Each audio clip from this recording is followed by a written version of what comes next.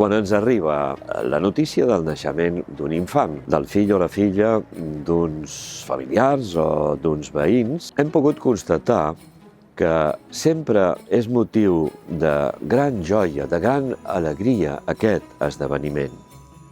La família, els veïns, els amics s'alegren d'aquesta novetat, que és l'aparició d'una nova vida en el món, i que això esdevé com una porta oberta a l'esperança, a un futur certament incert, però il·lusionant i esperançador.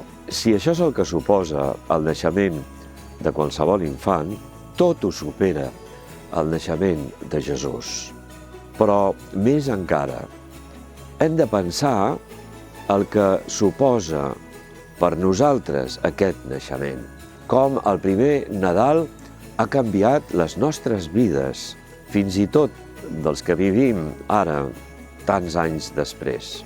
Perquè el nen que neix en el Nadal és el Fill de Déu, el que existia des de tota l'eternitat, com ens diu l'Evangeli de Sant Joan, que era Déu des de sempre i que va venir al món nascut de Maria la Verge per nosaltres, fet un nen petit, com tots els infants quan venen al món, però que vol néixer també en els cors de tots i cadascun de nosaltres. Aquest infant, el Fill de Déu, però, no el trobareu entre els poderosos.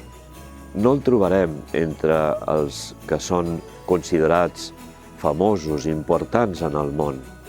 El trobarem en una menjadora d'animals.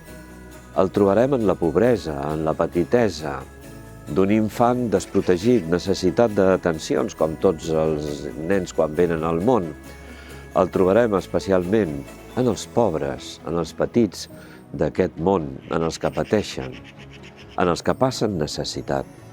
El trobarem en els pessebres del nostre món, que també n'hi ha.